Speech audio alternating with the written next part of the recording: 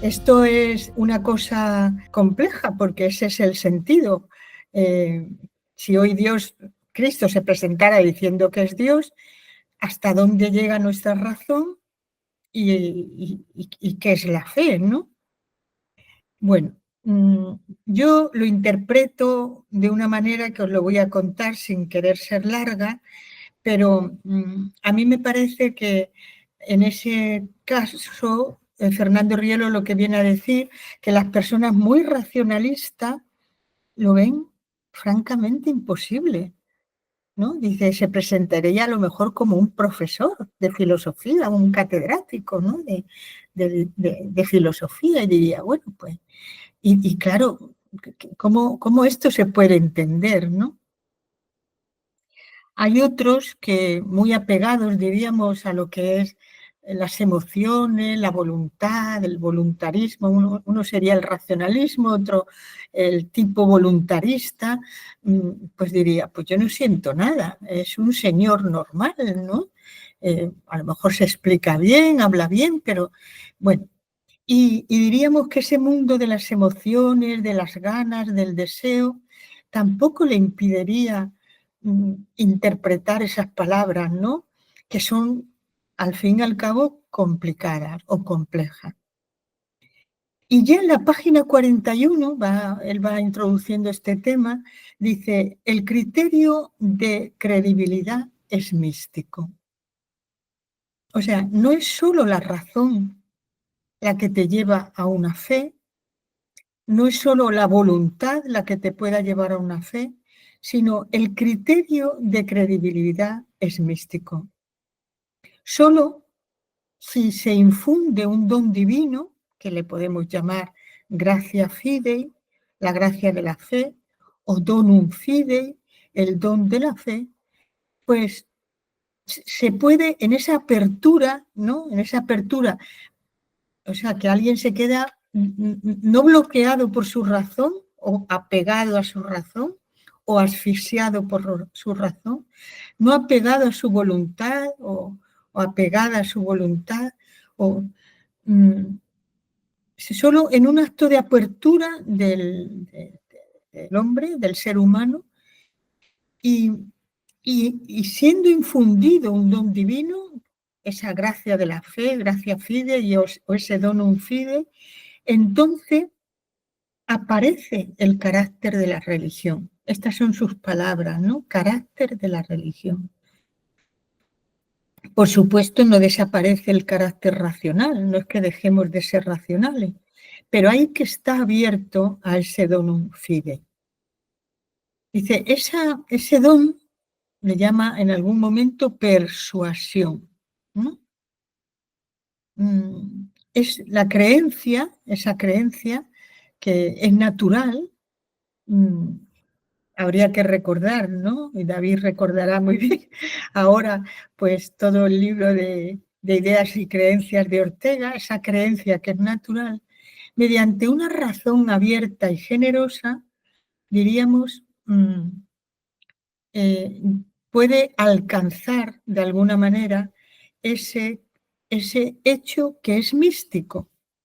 Habría que recordar que en 1998 Juan Pablo II habló de Fides et Ratio. A mí me parece muy bien cómo empieza esa encíclica diciendo que la inteligencia tiene dos alas, que es la fe y la razón. Pero mucho más tarde, ya no recuerdo en qué momento, Benedicto XVI dice que el cristianismo no es una idea, sino que es un encuentro personal. Bueno, pues de otra manera, yo creo que en los años 70 y tanto, aunque el libro se editó posteriormente, Fernando Rielo hablaba de ese encuentro, de esa persuasión, ¿no? Y añade algo que a mí también me gustaría decir, y ya voy terminando, ¿no? El criterio de credibilidad nunca es la autoridad o la jerarquía. Tampoco es solo las Sagradas Escrituras, o tampoco en una religión, pues el magisterio, los sacramentos. No es ese, Nunca es eso el criterio de credibilidad. Diríamos que eso es la añadidura. Eso viene después, ¿no? El criterio de credibilidad es ese don místico, ese encuentro personal, esa persuasión que es sobrenatural en la que uno acaba pensando, ¿y por qué no? A lo mejor es Dios. Lo veré, lo conoceré, le seguiré, le escucharé, ¿eh? Pero hay como una persuasión interior que nos hace concebir la posibilidad, ¿no? de esa fe o de ese engranaje que tiene que haber entre la razón y la fe. Bueno, muchos autores, por supuesto, en la Sagrada Escritura, San Pablo lo cuenta de una manera, muchos, pero él de una manera llamativa, ¿no? Siempre habla de un encuentro, o autores como, ya me fijo más en teólogos, ¿no? Como von Balthasar, habla de un acontecimiento. De pronto, un día hay algo que te hace ver las cosas igual, pero de otra manera, ¿no? Ayer mismo yo estuve hablando aquí de Isabel la Católica, que es otro de mis temas. Un profesor, el catedrático de literatura de la Universidad de Cádiz, me dijo, ¿y tú no vas a hablar alguna vez de Isabel la Católica y María Zambrano? Digo, pues tendría que comprobar si María Zambrano ha hablado alguna vez de Isabel la Católica, que no lo recuerdo. No sé si Borja lo recuerda. Pero Delirio y Destino, donde habla de la reina Isabel. ¿en dónde? En Delirio y Destino. Estoy ¿Sí? como 90% seguro. Pues lo comprobaré, porque no sé por qué he leído últimamente mucho Delirio y Destino. No, ahora mismo no recuerdo por qué. De todas maneras lo buscaré y si lo encuentro te lo Pues paso. venga, Porque lo leí hace unos meses y me acordé. me grabaron ayer, así que si queréis os lo envío. Por favor. Hablé de su acto de gobierno, es decir, y que yo lo veo en su matrimonio, en su proclamación como reina, en su manera de gobierno territorial, en su clemencia, ¿no? Un gobierno de misericordia, en cómo ella concibió su gran apertura, ¿no? Por una parte África, bueno, Canarias, ¿no? He dicho África, pero América. Bueno, termino esto diciendo que se me acercó, bueno, luego se me acercó otra persona y me dijo, bueno, no sé, le he entendido, yo he tenido un acto de conversión, ¿no? Un acontecimiento en mi vida. Yo creo que esto es lo realmente importante. Y a veces pienso, esto no lo dice Fernando Rielo, por lo menos en esta página, pero yo conmigo misma pienso que hay como una búsqueda interior durante un tiempo y luego es el encuentro, ¿no? O el encuentro no se da sin algún tipo de lucha interior, de búsqueda interior, ¿no? Con unas palabras que sí que recuerdo de Fernando Rielo. Dice, pero el hombre no ha nacido para buscar siempre, sino para encontrar un día, ¿no? Entonces es cuando se da ya ese don fidei que para él es místico, si entendemos que místico es un encuentro, un acontecimiento, un hecho unitivo, ¿no? Más allá de la razón, más allá de la voluntad, pero por supuesto no desaparece ni la razón ni la voluntad, sino esa facultad unitiva que une razón y voluntad. Bueno, por mi parte, nada más. Yo quería aprovechar, como estos últimos días me he estado ocupando un poco de San Anselmo y el tema de hoy es la fe y la razón, pues quería conectar a este pensador con el tema de la fe y la razón. Precisamente al hilo de la cita que acaba de hacer Juana de Benedicto XVI, que no se comienza a ser cristiano por una gran idea de la inteligencia, ni por un esfuerzo grandioso de la voluntad, sino por un encuentro con una persona. Eso es lo fundamental, porque Dios no es una idea. Podemos hacernos una idea de Dios, siempre limitadísima, pero si nos hacemos una idea de Él, tiene que ser porque antes nos ha salido al encuentro y nosotros nos hemos también dejado encontrar, que eso es muy importante. ¿Qué tiene que ver esto con San Anselmo? Bueno, yo me acordé de un pasaje del Juan de Mairena, de Antonio Machado. Muy simpático el pasaje, que lo tengo por aquí. Me gustaría leerlo. Dice, es muy posible que el argumento ontológico o prueba de la existencia de Dios no haya convencido nunca a nadie, ni siquiera al mismo San Anselmo, que según se dice lo inventó. No quiero con esto daros a entender que piense yo que el buen obispo de Canterbury era hombre descreído, sino que casi seguramente no fue hombre que necesitase de su argumento para creer en Dios. Esto es importante, no necesitaba de la prueba para creer en Dios. Y continúa diciendo, tampoco habéis de pensar que nuestro tiempo sea más o menos descreído, porque el tal argumento haya sido refutado alguna vez, lo cual, aunque fuese cierto, no sería razón suficiente para descreer en cosa tan importante como lo es la existencia de Dios. Y termina diciendo muy peculiarmente, todo esto es tan de clavo pasado que hasta las señoras, como decía un ateneísta, pueden entenderlo. Entonces, claro, a mí siempre me ha llamado la atención que muchas veces se pone mucho el acento en un análisis lógico de todas las falacias, que si hay una petición de principio, un paso a otro género en el argumento, si hay una equivocidad. Se hace todo tipo de estudios sesudos y se mira desde qué presupuestos noseológicos se plantea o se rechaza el argumento, pero la cuestión es que examinando todo esto y examinando todos los defensores que ha habido en la historia de la filosofía del argumento y a la vez todos los críticos, al final, aunque blindemos el argumento, si resulta que somos ateos, no nos hace creer. Y al revés, si lo refutamos racionalmente, si somos creyentes, no nos va a cambiar y vamos a dejar de tener esa fe.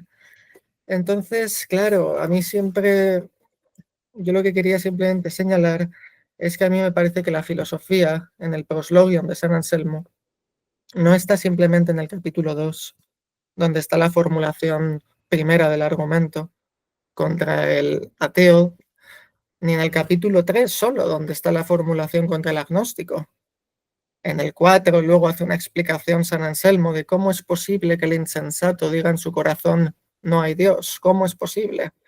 Anselmo dice, porque una cosa es pensar la mera palabra malamente y otra cosa es decirlo pensando lo que se dice, ¿no? Entonces la gente se suele fijar en estos 3 capítulos y dice, esto es el núcleo de la filosofía. ¿Pero qué hay del capítulo 1? Donde San Anselmo hace toda una oración de súplica, pide la iluminación, agradece. Entonces a mí me parece que, por recordar lo que decía Gabriel Marcel en ciertos textos, me parece que esta prueba no es eficaz más que donde en rigor se puede prescindir de ella y donde resulta que el que puede prescindir de ella está poniendo algo muy esencial que el interlocutor ateo o agnóstico es incapaz de poner. Y es esto que comentaba, creo yo, Juana, del encuentro, del dejarse encontrar, la palabra místico, si queremos emplearlo. Entonces yo creo que habría que ampliar un poquito más la razón, quitarlo de los estrechos límites racionalistas, ver cómo es una inferencia y hacer una razón vital, ¿no? Ver cómo la razón también funciona en la vida. Entonces, bueno, simplemente No sé si esta intervención así, si paro aquí, ¿está bien? Bueno, no sé si alguien quiere decir algo.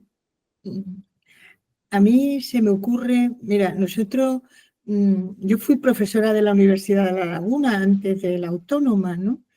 Y entonces durante unos años yo volví con gente conocida, vamos, quiero decir, gente de allí, a trabajar, y también la Fundación Fernando Rielo, hacíamos ciclos, ¿no? Yo qué sé, tratamos, por ejemplo, en el 2002, antes del centenario, ya hicimos una obra, un encuentro sobre Zambrano. Me acuerdo que el otro día que vino Milagro Laín a la Fundación Fernando Rielo, el día que habló Ciriaco de Ortega, pues le regalamos un libro que un año hicimos sobre Laín. Bueno, era ciclo de pensamiento español con gente de historia, de literatura, un poco como el máster, Pepe, que hacemos, bueno, también lo hacéis en la Complutense, el máster de...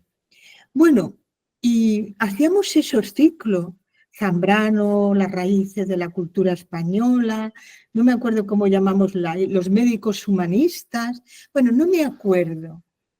Y claro, a mí ya el conserje no me recordaba tanto como profesora, además era un chico joven, nuevo. Y un día, cuando fui a devolverle las llaves, me dijo, oye, te quería contar una cosa. Juana, porque ya me conocía, claro. Me dice, yo tengo una abuela que es analfabeta. Pero ella me ha dicho, no sé por qué dicen que Dios no existe, si yo esa idea la tengo aquí. Y dice, ¿qué te parece? Claro, yo en ese momento de lo que me acordé es del argumento ontológico. Es decir, yo tampoco digo la importancia o no de ese argumento, yo creo que lo que dice un poco Juan de Mairena, ¿no? Me resulta incluso más complicado el argumento de Santo Tomás, porque es más mecánica esa razón, ¿no? Pero lo que decía su abuela era, a mí no me tienen nada que decir porque yo lo tengo aquí. Pero yo, que me vino enseguida el argumento ontológico, le dije a él, ¿y por qué me dices esto a mí? Y me dice, porque yo creo que es de lo que habláis. Lo cual no era verdad. Nosotros no estábamos hablando de razón y fe, pero él percibía entre lo que hacíamos, que entraba, que no teníamos problema con el ordenador, lo que sea, porque no recuerdo todos los ciclos, hicimos otro que llamamos filósofos y poetas, y se habló de Machado, bueno, no sé, no me acuerdo, pero ¿por qué decía él que estábamos hablando de eso? También me llamó la atención, ¿no? Porque él no estaba nunca, pudo estar minutos, pero nunca estaba. Vamos a suponer que le llamáramos y se entretuvo un rato y oyó a alguno de los profesores, de los cuales algunos conocía, porque era el catedrático de griego, porque era un profesor, fíjate, vino muchas veces Andrés Sánchez Robaina, que sabe mucho de Zambrano, pero es un catedrático de literatura, porque él me dijo, hablo, y digo, ¿por qué me lo dices así o a mí?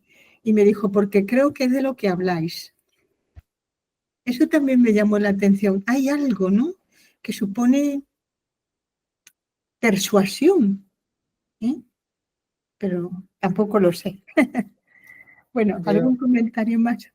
Yo es que pienso, Juana, que cuando se parte del argumento con la idea base, que es la idea de Dios como el ser mayor que el cual, o más perfecto que el cual no cabe ningún otro, pues se parte de ahí, se empieza a hacer el análisis racional frío, pero yo creo que la idea, o sea, esa idea de Dios como ser sumamente perfecto, es lo que es una experiencia que tiene San Anselmo de eso. En el capítulo 1 dice que él se recoge dentro de sí mismo, que desatiende todas sus ocupaciones y al entrar dentro de sí, muy agustinianamente, se descubre a sí mismo como imagen y semejanza de Dios. Y la cuestión es que se percibe él insignificante, limitado, finito, y a la vez copia, bueno, imagen y semejanza de lo infinito. Entonces, a mí me parece que, bueno, esto que lo dice San Anselmo, luego lo dirá Descartes también en las meditaciones igual, pero que es esa vivencia simultánea a la vez de mí mismo y de otra cosa infinita, sumamente perfecta, con la cual estoy siempre comparándome, hacia la cual estoy siempre tendiendo. Yo creo que eso es una experiencia viva, que es lo que le da el fundamento al argumento. Y claro, el que no tiene esta clase de experiencias no puede hacer el argumento. Entonces se acaba diciendo estas cosas, pues que es una petición de principio o lo que sea, o no lo puede refutar, pero se va a su casa como ha venido. Entonces, en este sentido, quería yo encauzar la cuestión. De acuerdo, ¿no? En eso estoy de acuerdo, ¿no? Totalmente. Fíjate que de Santo Tomás se llega a decir que a pesar de todo lo que había escrito, a pesar de todo, él al final de su vida tiene una experiencia que dice, todo es paja lo que he hecho, ¿no? Porque jamás he podido explicar la experiencia que tengo, ¿no? Y eso lleva a otra cosa, a otro tema que yo siempre pienso, que la mística se dice que es inefable y yo no digo que no. Lo que pasa que muchos lo han fablado. Es inefable, pero mucho, ¿no? El propio Wittgenstein dice que es inefable, pero de alguna manera lo ha narrado. Lo dice Santa Teresa, pero de alguna manera lo ha narrado. Lo dice San Juan de la Cruz, pero por lo tanto es inefable porque diríamos que el lenguaje se queda corto, pero no porque no se pueda de alguna manera explicar, ¿no? Porque esa es la mística, ¿no? Bueno, la mística es la vivencia, pero existe una literatura mística o una que es expresión de esa vivencia, ¿no? Bueno. Yo con respecto a esto último, que me ha venido a la cabeza un pasaje de Harold Bloom en Presagios del Milenio, que es un libro que escribe contra todo este pensamiento milenarista, New Age, pupurrí de tendencias medio místicas, medio exóticas de finales de la década de los 90, particularmente en Estados Unidos. Y él habla, a tenor de la cuestión de la inefabilidad, de que, claro, esto suele ser, dentro de esos círculos milenaristas y demás, suele ser defendido por gente que tampoco ha tenido verdaderamente una experiencia seria en términos místicos. Y dice Harold Bloom que, claro, no es que la mística sea inefable per se, porque ha habido mucha gente que ha hablado de ello, como dices tú, Juana, sino que depende, evidentemente, de la capacidad de hablarlo de cada cual. Y claro, y Santa Teresa, San Juan de la Cruz y todos estos pues tenían una pluma estupenda, pero claro, los milenaristas pues se quedaban con la palabra en la boca por incapacidad. O sea que sí que en último término llega a ser de alguna manera, por seguir con Wittgenstein, mostrable, pese a que dentro del decir del modelo de razón más racionalista, más cerrada, más intelectualista, se le escapa, pero porque no juega en ese terreno, que por ahí también estaba de acuerdo con David, de cómo habría que ensanchar los límites de la razón para poder llegar a un cierto orden a partir del cual poder expresar esta cuestión. Yo me acuerdo de hace unos años, pero no, hace un par de años, una tesis de Wittgenstein que a mí me descolocó toda. Porque, claro, cuando tú vas a un tribunal de tesis, ahora que ya la ves, bueno, ya que también la has pasado al Borja aún no, pero lo cuento, tú sabes algo de ese autor, pero es verdad que el doctorando sabe mucho y lo tiene mucho más fresco que tú, ¿no? Y yo en el caso de Wittgenstein, pues sé algo, pero nunca ha sido un tema. Y sin embargo, era en la UNED y era una persona ya mayor y bueno, Wittgenstein tiene una experiencia de Dios increíble, increíble, ¿no? y él reivindicaba todo esto. Ya no recuerdo datos ni nada de eso, ¿no? Entonces, bueno, todo eso le lleva también al estilo de vida que vivió, ¿no? Cuando se vuelve a una escuela y a un colegio, bueno, a una escuela de niños, ¿no? Bueno, por lo tanto, sin la experiencia es difícil. Hoy he estado esta mañana, si os digo la verdad, hubo mucha gente ayer oyéndome, pero aquí hay un alemán en Cádiz que todo el mundo lo conoce, no es porque Cádiz es pequeño, pero tampoco es tan pequeño, pero es que este hombre se deja querer y va todo el día con una cámara fotográfica haciendo fotos preciosas de Cádiz, hablando de la luz y tal. Y me dice, pues a mí muchos profesores me han pedido entrar en la academia, pero claro, tengo que presentar un currículum y yo no lo tengo, Juana. Digo, pues tú cuenta lo que sabes. Tú me has dicho muchas veces que te has leído a Platón, a Kant, a Nietzsche. Di solamente eso y no des ningún discurso. Solamente enseña vídeos, porque hoy me ha enseñado fotos, pero vídeos, ¿no? Dice, bueno, eso lo tengo claro, que yo no voy a hablar de nada, ¿no? Bueno, yo fui con otra joven y me decía ella que es de técnica de audio, ¿no? Y de vídeo. Me dijo, mira, hay fotos buenísimas, pero a lo mejor lo puede sacar cualquier persona, Juana. Pero el alma que se ve en esas fotos es suya. Yo no le he pedido que me lo explique, simplemente he entendido lo que me ha dicho. El alma, ¿no? Son fotos de la bahía, son fotos de la Alameda, son fotos de flores, son fotos, claro, Cádiz es muy colonial, bueno, muy colonial porque el estilo va a la colonia y luego vuelve, ¿no? Son fotos de edificios. Dice ella, a lo mejor un tipo que hace lo que hace Hans, se llama Hans como todos los alemanes, ¿sí?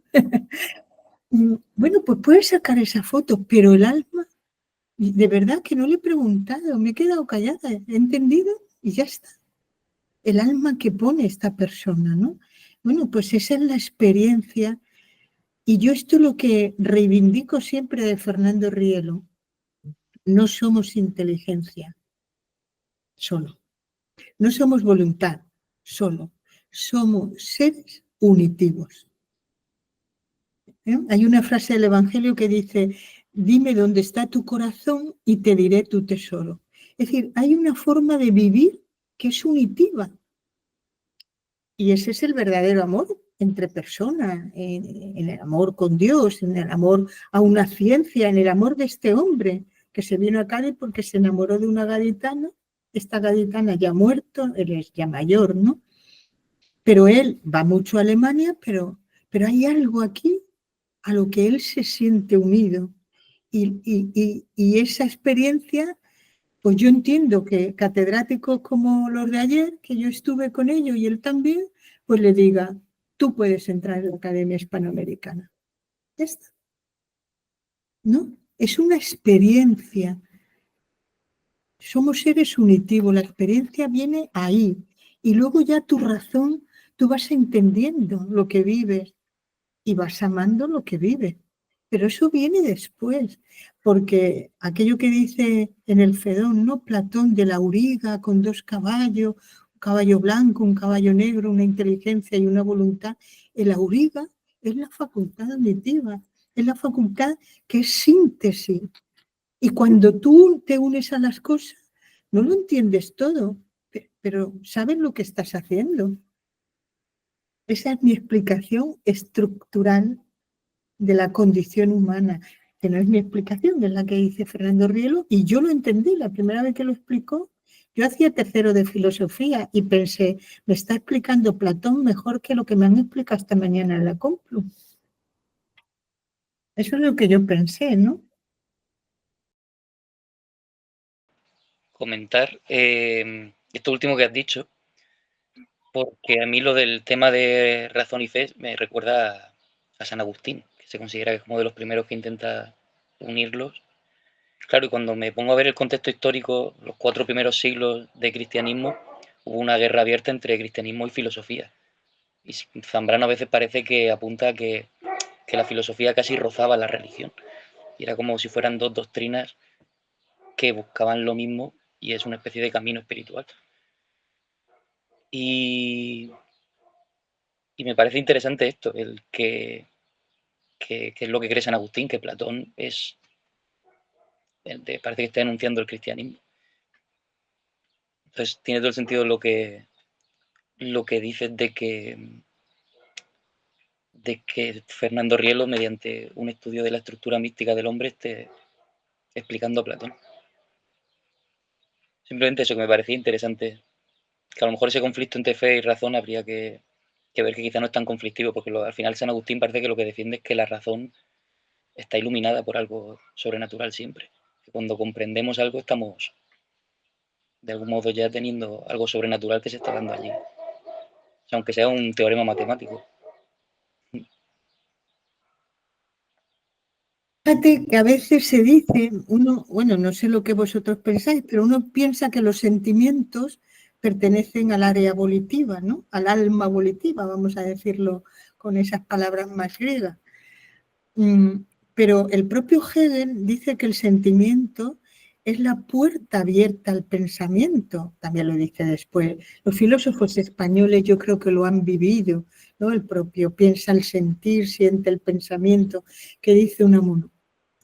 O sea que el sentimiento a lo mejor no está tanto en el área volitiva, sino que está en el área, vamos, en el alma, vamos a decirlo así, intelectiva. Y no se piensa sin una experiencia, ¿no? Sin un sentimiento. O diríamos mejor, ama el que ama conoce mejor, ¿no?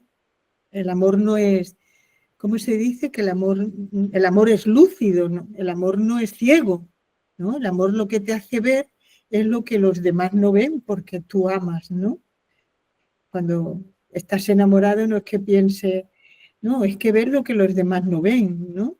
No, los demás se quedan en algo externo, superficial, pero tú lo ves, o el padre que ama al hijo, ¿no? Pues no ve solamente esto y lo otro, sino ve algo más, ¿no?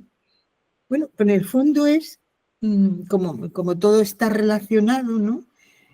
Yo creo que es la capacidad unitiva que siente, que piensa y luego desea, quiere, etc. O sea, sin experiencia, sin ese sentimiento que abre el pensamiento, pues no es posible. Hasta que tú no lo ves, ¿no? Incluso la creatividad es un momento en el que tú lo has visto. Yo a veces cuento y no me da vergüenza decirlo. Yo hice mi tesis sobre Ortega, ¿no? Sobre Ortega y Bersón.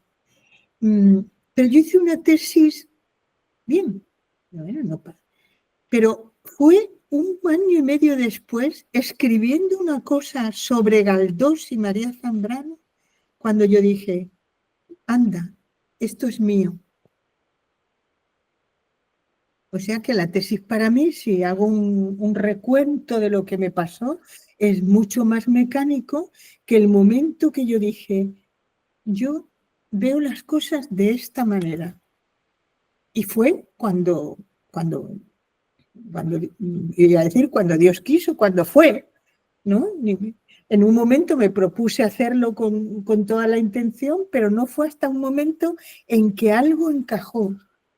Esa es esa facultad unitiva que vincula, ¿no? Nuestro pensar y nuestro sentir. Por eso, si no entendemos todo, no pasa nada. O si no lo sentimos, bueno, pero si yo no soy solo sentimiento, ¿qué intencionalidad tengo? Intencionalidad ya es unitivo. ¿Sí? Y eso lo que encaja, hay un texto muy bonito de Jesús Conil, cuando habla de la experiencia, él habla también, como María Zambrano, de una metafísica experiencial, ¿no? Dice María Zambrano, una metafísica experiencial está por venir. Y dice él, ahora lo voy a decir con palabras de Jesús Conil, porque la experiencia nos arraiga. Yo entiendo, hace que por dentro encajemos, la palabra encajar, pero uno lo entiende, me siento encajado, ahora sí que esto soy yo, ¿no? Algo así, ¿no? Algo se ha unido dentro de mí, porque la búsqueda del ser humano en su conducta es unitiva, no es solo intelectiva, como mecanismo de la razón, entiendo, ¿no? ¿Mm?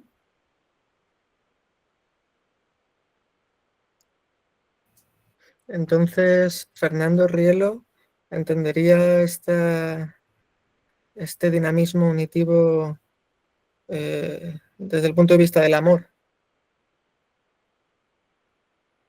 Sería, como no conozco yo su pensamiento, entonces no, Sí. por eso pregunto. Algún día, si tienes ganas, yo he explicado este año en Burgos, yo voy a Burgos a la Facultad de Teología desde el año 97, pero voy un año sí, otro no. Y siempre he explicado filosofía española actual, me llamaron para eso.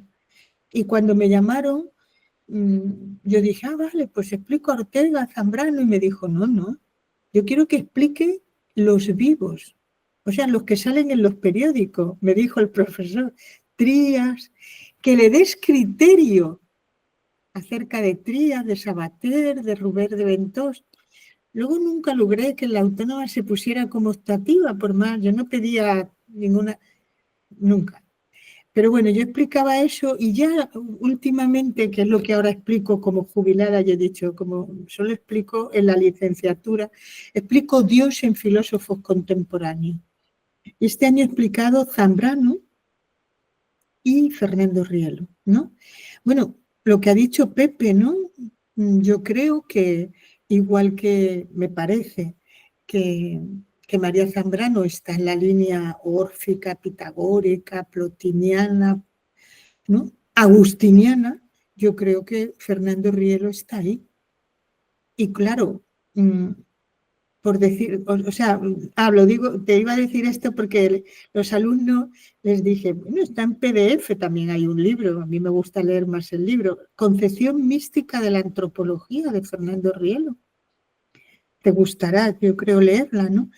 Claro, la facultad unitiva es amor. O dicho de otra manera, para explicarlo mejor, la facultad unitiva, diríamos, el más de esa facultad es el espíritu, y el espíritu es potencia de unión. ¿Qué es el espíritu? Potencia de unión. Potestad de unión. El espíritu es conciencia potestativa. Pero todo esto, que tiene que ver con la unión, pero unión es amor, ¿sí? Y es agustiniano, ¿no? Totalmente. El que ama, entiende, y porque entiende, ama, ¿no? Pero es una relación complementaria, ¿no?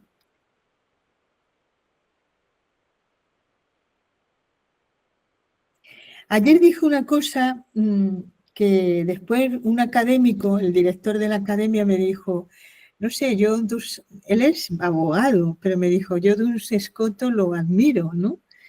Y bueno, yo no dije nada que no fuera a admirarle, pero quise decir que en la reforma de la Iglesia, que también plantea Isabel la Católica, la línea que ella sigue no es la nominalista, no es la de Ockham ni de un Escoto, solo dije eso, sino la de Ramón Llull, que es más realista. Y frente a unos autores que yo además lo dije, le dije, eran franciscanos, y según Benedicto XVI lo ha beatificado a Duns Scoto, o sea, no, eran hombres creyentes, pero separaron razón y fe. Sin embargo, Ramón Llull es un místico. Ramón Llull se leía en la corte y Ramón Llull no sigue esas coordenadas de la separación entre razón y fe, sino de la unión entre razón y fe, ¿no? Y tiene una postura más realista y no piensa que la inteligencia humana sea incapaz de conocer los trascendentales, sino piensa que los trascendentales son alcanzables por la inteligencia humana. No dije más. Pero este, que no es tonto, claro, lo captó, ¿no? Pero yo no ataqué, bueno, a Duns Scoto, pero sí dije que son los padres de una forma para hacer la filosofía científica, ha separado la razón y la fe. Santo Tomás hace un poco, va por ese camino también, ¿no? También, ¿no? Porque es lo que ha hecho Occidente, ¿no? Y quizá la culpa, perdón, quizá la culpa la tenía Santo Tomás, ¿no? De esa separación nominalista. Vamos, yo aquí siempre me ha parecido que la línea más agustiniana, con su tradición, San Buenaventura, San Bernardo y demás, claro, siempre ha visto en los platónicos la anticipación del cristianismo y hablaban de los filósofos nobilísimos, los ilustres, y más allá de los platónicos, a Sócrates, le llamaba, San Justino le llamaba el cristiano, ¿no? Por anticipado. Y sin embargo, a mí me parece que luego Santo Tomás, que se fija más en Aristóteles, a mí me parece que intenta encajar dos cosas que no puede, que es su experiencia cristiana y luego una razón demasiado pagana, demasiado naturalista, demasiado griega. Y no sé, vamos, es un juicio que hago ahora, pero me parece que quizá eso pudo luego influir mucho en ese nominalismo que quiso apartar tanto la razón, porque era una razón demasiado pagana, o el mismo Lutero, que estaba ya cansado de tanta razón, tanta filosofía. Yo lo Claro, creo pero así. Sí, sí, también con Jules, claro, me acuerdo del libro del ascenso y descenso del entendimiento, que claro, eso me parece fascinante porque el camino que él plantea no es solo, digamos, el de elevar el intelecto hacia la contemplación, o ni siquiera contemplación, sino hacia la comprensión intelectual o deducción incluso con San Anselmo de la idea de Dios, de lo divino, sino que lo que él propone es un camino tanto de ida como de vuelta.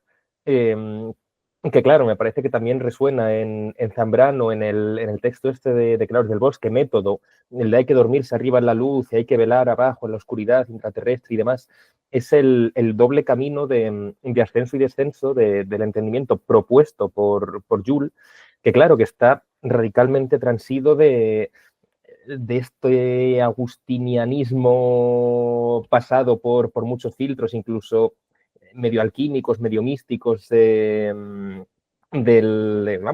ese mismo momento que está en pleno auge el saber alquímico, entendido bien y no como una especie de extravagancia de gente haciendo pociones, sino como entendiendo la alquimia como método de transformación personal del yo a partir de la experiencia, que es así como se entiende la alquimia, claro, y Ramón Llull me parece que está transido de todo este saber y lo que busca con este ascenso y descenso del entendimiento es precisamente mostrar esto, que no hay tal cosa como una radical y abismática separación entre el arriba y el abajo, digamos, en esos términos, entre razón y fe, si lo queremos poner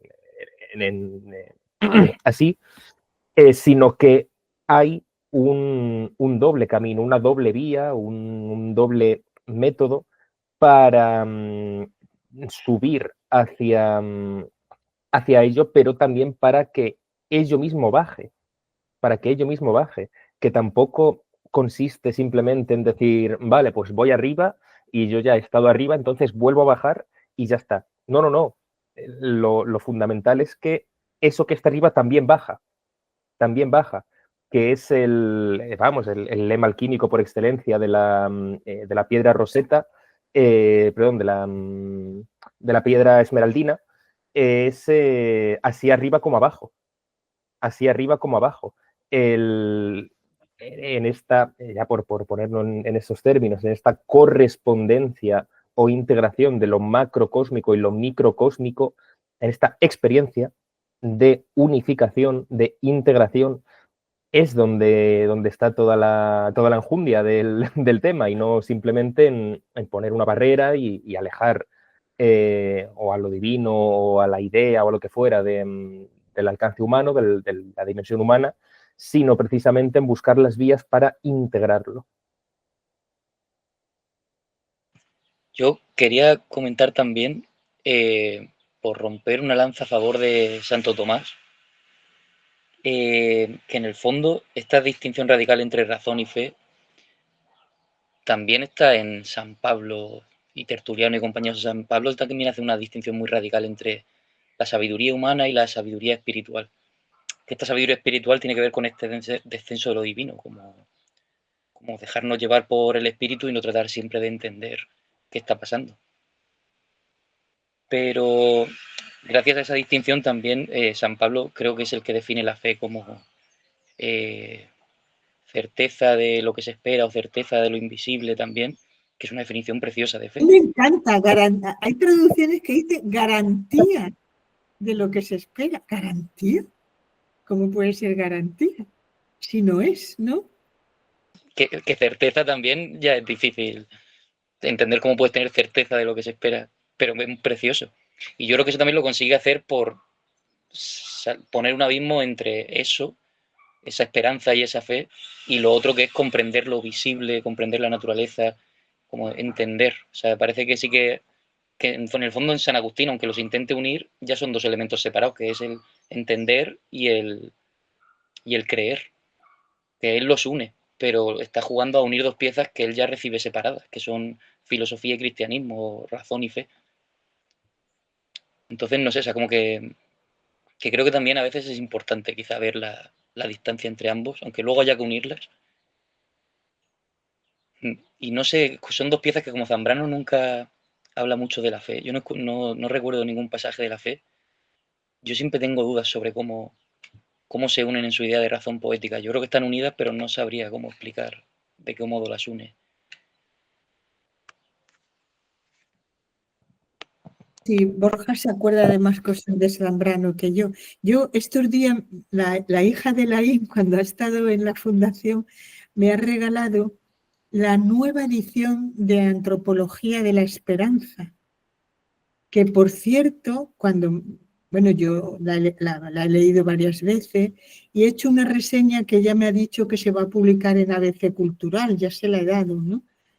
Pero me he llevado grandes sorpresas porque el prólogo lo hace un chico que yo conocí e invité a Tenerife cuando acababa de hacer su tesis doctoral sobre Laín, que es un profesor del CEU, Antonio Piña, y la portada es un retrato de Hernán Cortés. Hoy en el diario de Cádiz viene Hernán Cortés. ¿Por qué? Porque dice el mejor retratista del patrimonio, del panorama nacional. Él es de aquí, de mi época, yo le conocí de niños, ¿no? Y se dedicó a la pintura, y grandes retratos de la Autónoma, de los rectores, están hechos por él. De Dámaso Alonso, la Biblioteca Nacional, el que Gallardón regaló a la infanta Cristina cuando se casó. Y de nuevo Hernán Cortés no es un retratista. Yo una vez me regaló un catálogo, no me ha regalado nunca un retrato, pero me regaló un catálogo y yo le hice una reseña en el diario de Cádiz para decir eso, que penetraba en el alma, ¿no? Bueno, a lo que voy es, Zambrano se disgusta cuando en el 58 Laín habla de la espera y la esperanza y dice que no la cita. Bueno, no la cita, yo no sé por qué. Laín se quedó aquí, María Zambrano estaba en el exilio. Laín llega más tarde, no es orteguiano, es zubiriano, no sé.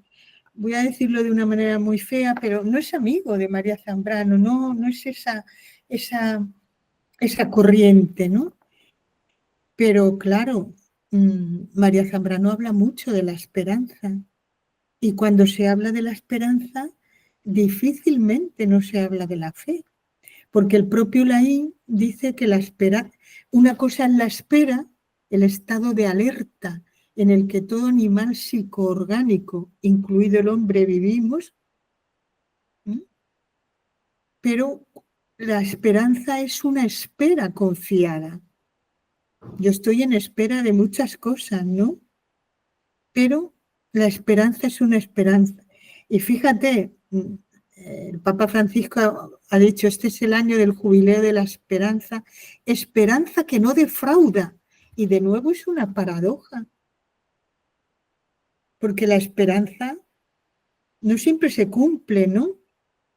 Pero el que espera vive un estado, probablemente tiene que ver con lo que ha dicho antes Borja, que me ha gustado mucho en esa integración de lo que es, de ese ascenso, pero de ese descenso, de ese también encarnación que es la integración. Pero ha dicho un momento para la transformación. Es decir, una experiencia arraigada o una experiencia unitiva o una experiencia encajada es una experiencia que nos sirve para cambiar. O sea, para que algo dentro de nosotros cambie. Porque si no cambia, puede ser erudición. Yo no estoy en contra de la erudición, pero no llegamos a lo que es sabiduría, ¿no? Que ahí sí que razón y corazón, entendiendo también que el corazón es fe en el sentido de, o es esperanza, o es lo que espero, ¿no? Lo que deseo, pero todavía está por llegar, ¿no? Pero se tiene que dar. A Borja ha tocado ese punto y yo creo, ahí está. Porque si yo subo para despreciar todo, pues me encuentro con Orígenes, que no fue padre de la Iglesia y no era tonto ni poco, pero uno no puede despreciar de dónde viene, ¿no? Ni lo orgánico, ni lo psíquico, ¿no? No es desprecio, es ascenso y descenso, en un descenso que se ha abierto, ¿no? Que no se ha quedado en lo efímero, en lo superficial, ¿no? Pero yo creo que la clave es transformación, ¿no? Y de eso María Zambrano sabe mucho, porque lo ha dicho muchas veces, que conciencia, fíjate que llega a decir aquello de que persona es un individuo con conciencia, ¿no? Es decir, y llega a hablar de conciencia de hijo, ¿no? Por lo tanto, de algo que es superior, pero que arraiga en nosotros. Yo lo de la fe no lo sé, pero habría que buscarlo, pero de esperanza habla mucho y la esperanza está unida a la fe. O sea. Tengo aquí un pasaje en que precisamente habla de esto, porque claro, sí que evidentemente donde más lo desarrolla es en Isla de Puerto Rico, nostalgia y esperanza de un mundo mejor. Efectivamente, en el año 40, que claro, que viene de ahí también la cuestión de la IN, que claro, que Zambrano estaba muy, pues eso, muy ofendida, de decir, oye, ¿cómo es que no me citas? Y si la conocía, o sea, sí que la había leído, pero claro, por estas cuestiones biográficas, históricas, que sin más, tampoco cuestión de entrar. Pero el caso es que aquí en Isla de Puerto Rico sí que hay un momento que es tremendo, que es precisamente a tenor de la soledad, a tenor de la soledad y de cómo en la isla simbólicamente sería un lugar que representaría por antonomasia esta soledad en que la persona se encuentra a sí misma, en esta soledad hecha dentro, digamos, en la cual poder encontrarse, y claro, es una soledad compartida, valga el oxímoron, como aquella soledad sonora, la música callada, la soledad sonora que decía el otro. Pero el caso es que tiene un fragmento sobre la fe en el que habla también del amor y dice, y lo leo directamente, y solamente así, con ancho amor sin rencores, abrazando al pasado y al presente, juntándolos en una salvación común, puede realizarse lo imposible. Pero claro, en esta imagen de del pasado y el presente, del amor sin rencores, de ese ensanchamiento de la razón es a donde apunta. Y con lo imposible dice, lo imposible es salir de aquello de lo que la razón nos dice somos esclavos. Claro, esto imposible es el romper radicalmente con estos límites racionalistas de la razón, no romper con la razón, sino romper con esos límites, ensanchar esos límites para salir de aquello de que la razón nos dice somos esclavos. Y dice a continuación, lo imposible es lograr por la fe, una fe que ensancha el espíritu y lo dispone a la concordia, salir de todas las antinomias en que estamos encerrados. Que claro, que esto me parece tremendo, que es el romper con esta antinomia de razón y fe, porque te dice, no, o sea, no se trata de, o sea, sí, evidentemente estamos en la antinomia y en los paralogismos y en toda la historia esta, pero la gracia, la enjundia de este movimiento del ancho amor, de la esperanza, de la fe, es romper con esta antinomia, es disponer, es ensanchar el espíritu, dice literalmente, ensancha el espíritu y lo dispone a la concordia. Entonces, claro, es tremendo este pasaje y claro, y en general, ojeándolo un poco, sí que en este libro, en el de Nostalgia y Esperanza del Mundo Mejor, sí que habla mucho de la fe y siempre planteándolo en estos términos. También me acuerdo, tendría que buscarlo, de otro pasaje en Horizonte del Liberalismo, el primer libro, en el que habla de tener fe en las novedades del mundo, de una historia llena de novedades, dice, llena de sorpresas. Entonces, claro, esa fe en la novedad, en la nueva, en la constante creación, que claro, aquí también resuena, me vas a reñir, Juana, pero resuenan los gnósticos. Porque claro, está hablando en ese fragmento también de esta pugna entre la filosofía y el cristianismo en los primeros años de nuestra era, y en cómo hay ciertas corrientes de pensamiento, dice, que claro, que abogan por esta creación continua, por esta creación constante. Y lo que dice San Pedro es que hay que tener fe en esa creación constante, en este sentido de ensanchar el espíritu con afán concordante y eso, y acercarse a lo real desde esta posición, desde esta, de nuevo, experiencia. Pero fíjate, tú empleas la palabra novedad, ¿no? Pues la novedad es acontecimiento, la novedad es anticipación, ¿no? Pero esto, lo que tú has dicho, me viene al recuerdo una cosa que recordará David mejor que yo, cuando una vez Ortega en el Ateneo, ¿no? No sé si era en el artículo de los santos, no me acuerdo, pero empieza contando que alguien se ha acercado a él en el Ateneo y le dice, bueno, yo soy como usted, un hombre agnóstico, ¿no? No gnóstico, sino agnóstico. Y Ortega le mira y le rechaza, rechaza con estas palabras, le dice, bueno, pero ¿qué me quiere decir usted, no?